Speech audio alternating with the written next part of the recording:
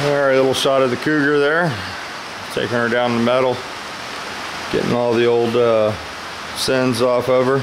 And gonna start fresh. Gotta do some metal work on these quarters. So we'll pop some videos of that. Smoke's working on the tire right now. But we're gonna cut it off pretty much right there. Right about here, we'll cut her off and weld in a floor drop. Make a inner wheelhouse piece and then put a new skin on the outside of the quarter panel. And then it's gonna need a new wheel opening lip there.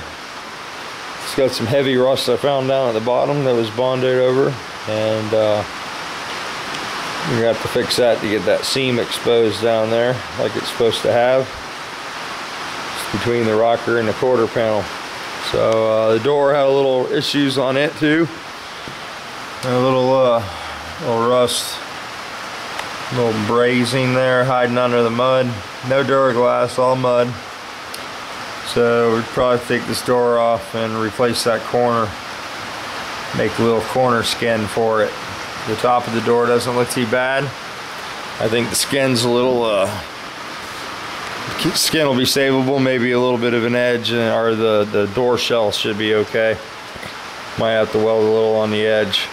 This fender just needs to be bolted down and everything will line up good now that all the Bondo is ground off of it. You can see they made this flat, and I actually think it has a little concave to it. There's got to be an inch of Bondo in here, you know, pretty good amount. So other funky things was the front fender. It's got a little dent right here, you know, nobody pulled anything out on these dents. They just mudded right over everything, so stud gun will do good on this. I had a piece of aluminum stuck over this with Bondo over it, and you know, it was cracked on the edge, and when I dug into it, I'm guessing this fender's off of a later year, and the early ones didn't have a turn signal here, so we'll have to weld that up and do some body work there. But not too bad. That's what's going on here. Batting a lot of rain. Got the spindles for the Nova there. Got those all bolted together, so we'll be finishing up the front suspension on that. Got to clean up some tie rods and stuff. And I think I got a lead on some master cylinder parts. A couple guys in the garage have offered me some stuff, and I might take them up on it. We got a little budget 1600 we're gonna do. Gonna build this motor, and we're gonna try to spend as little as possible on this one. We're gonna do we call it the budget 1600. Hopefully when we get it all apart and clean, we won't need a lot of machine work on the case, and it might be a good candidate for this kind of build. I'm looking at that nut and it looks a little funky, so I don't know if they just didn't have all the right case nuts, or if there's some trickery there. But we'll make some videos on this. We'll regrind some lifters. We're going to put a reground cam. We'll put a new oil pump, some rings, hone the cylinders, and rebuild some heads for this. And maybe we'll pop it in the blue car and see how it runs, you know, as far as the temperature goes and oil pressure and stuff like that. So trying to get this thing set up with all the gauges where we can do some oil testing and stuff like that. I want to get a good baseline on what I've been using and what the normal temperature should be. So we'll do some of that too coming up. You know, I don't do this a whole lot anymore because some guys don't like it, but I was watching a video today, and you know, I don't comment on the guy's channel a lot, and I probably need to watch his videos more than I do. But I do enjoy watching his videos. Every once in a while I'll watch you know, a large portion of them. His wife makes videos, and his son has a YouTube channel. And I'm talking about our Peak. He got in an accident in their Volkswagen Beetle. I saw his video that he put up, and I think they called the Beetle Cinderella, and I know his wife's really fond of that car, and they go to a lot of car shows with it, and she does her picture thing, you know, and I guess somebody ran into him today, and they didn't get hurt. That's a good thing. But the bad thing is the car is pretty hurt. And I guess it's a call out to the Volkswagen guys, you know, go over to our Pete's channel, and if you can help them out with any kind of parts or knowledge or any instruction, you know, on fixing his car, you know, I think if we can all pull together and help him get some stuff together, we can maybe fix that car so we don't lose the family member, you know. It's been in a lot of his videos. If you go back and look at some of the old videos, seems to put a smile on their face. And hate to see a car like that go. So I sent him a personal message, and if I can help in any way, I'd be more than happy to volunteer some help. And I'm sure there's other guys in the garage that feel the same way. So you guys go check Mr. Pete's channel out, leave him a message, let him know that we're glad that him and his wife were okay, and the dog was with him too. And you know, let him know that we're thinking about him, and we're here if he needs the help fix his car. So this thing here is you know, been pretty fun. I put the stripping pad on the buffer there, and that works pretty good. It's turned down all the way real low, using a 36 grit sanding disc, and it's working pretty good. I think I'll get this done with probably under 10 discs, the whole car. I use these Nortons, and they seem to work really well. They're eating a lot of Bondo off, and it's not leaving too bad of a scratch. I'll go over this with some 80 grit on a DA, then we'll maybe go down to 180 and hit her with some etch and some epoxy and some high build primer, and we'll get all this body work done probably before we do a lot of priming on the car. But I'll probably go ahead and get it in etch and epoxy and then do my body work. That way, as I'm touching and working on the car, it won't be rusting everywhere. And the weather's not going to be real good in the next week here. So I was happy there wasn't a lot of filler in the corners here. This car's really not that bad. It just, you know, it's had a couple of bad paint jobs on it. And looks like it's been painted red 2 times, and the car was originally blue or green. So I think the car was blue and the fender was green. So that's where we're at. And I'm sure the Bondo, there'd be a lot less Bondo on here once we fix a few of the dents properly and stuff like that. But this car just had so much paint on it, so many paint jobs, you know, it was just built up, and the paint's dead. So it's giving it up. To go over the top of this would be a waste of everybody's time. So hopefully we'll turn this eBay screwing into something that's desirable. You know, somebody will see something they like and want to get them a Cougar. You know, I don't need it.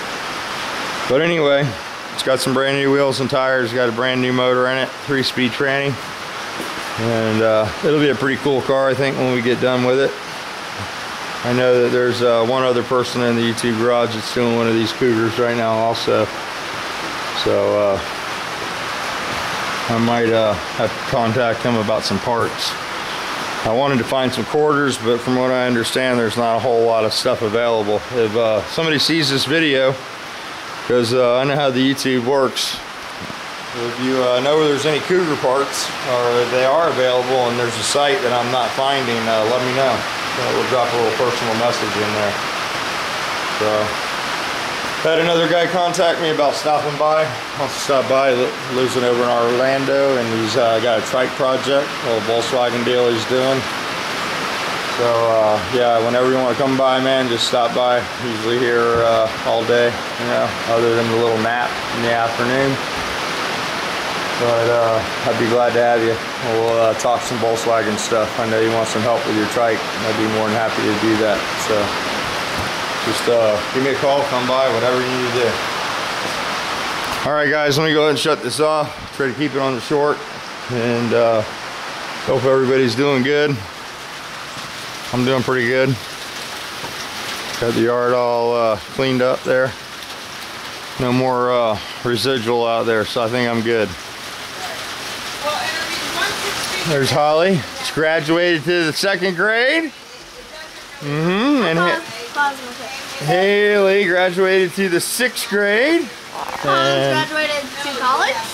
No, one more year of high school for Hans. So everybody passed school, that's good. And everybody's moving on to the next grade. We did that today, so that was cool. It's always cool when they don't fail. And Haley got a bunch of awards. I didn't take the camera with me. I probably should have, you know, but I didn't do that.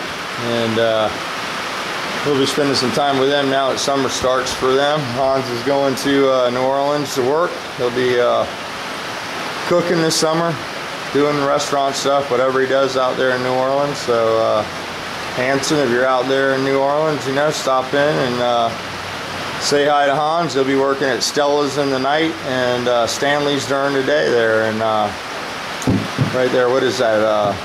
The square. I forget what they call it there in New Orleans. There's a little square. I don't know. The one restaurant's in the Presidio. Check that out, the hotel. And Hanson, if you want to stop by, let me know. I'll get you some coupons or something. You can go have a sandwich. Po' boy. What do they call this? Po' boys? So anyway, there we go. Tomorrow we'll continue the stripping job and see what we got on the roof. Hopefully there won't be a bunch of mud up there. And hopefully the hood, nobody's been doing any dancing up there or anything. It's just, well, it's a lot of Bondo, guys. A lot of Bondo. I can't believe the amount of mud this car has on it. And it's not cracked.